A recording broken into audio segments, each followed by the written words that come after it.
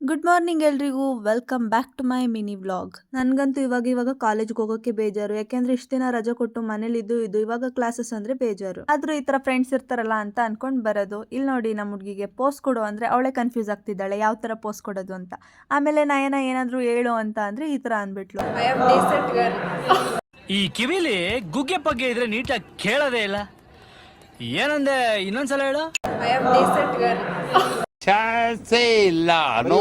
ಮಾತಾಡ್ತಾ ಕೂತಿದ್ವಿ ಅಷ್ಟ್ರಲ್ಲಿ ನಮ್ಮ ಮ್ಯಾಮ್ ಬಂದ್ರು. ನಾನ್ ನೋಡಿ ಫ್ರೆಂಡ್ ಬೆಂಚ್ ಅಲ್ಲೇ ಕೂತ್ಕೊಂಡು ಮ್ಯಾಮ್ ನ ವಿಡಿಯೋ ಮಾಡಿದೀನಿ. ಹೆಂಗೆ ನಾವು ನೋ ಕಾಮೆಂಟ್ಸ್.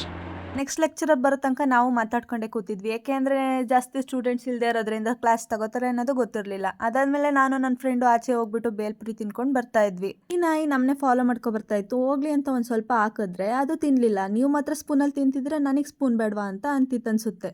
ನಾವು ಬಾಯಿ ಮುಚ್ಕೊಂಡಿದ್ದೀವಿ, ನಮ್ಮನ್ನ ಕೆಣಿಗ್ಬೇಡಿ. ಅಂತೂ ಕ್ಲಾಸ್ ಎಲ್ಲ ಮುಗಿಸ್ಕೊಂಡು ಮನೆಗೆ ಹೊರಟೆ. ಈ ವಿಡಿಯೋ ಇಷ್ಟ ಆಗಿದ್ರೆ ಲೈಕ್ ಮಾಡಿ ಅಂಡ್ ಸಬ್ಸ್ಕ್ರೈಬ್ ಮಾಡ್ಕೊಳ್ಳಿ. ನೆಕ್ಸ್ಟ್ ವಿಡಿಯೋದಲ್ಲಿ ಸಿಗೋಣ. ಟೇಕ್ ಕೇರ್, ಬೈ ಬಾಯ್.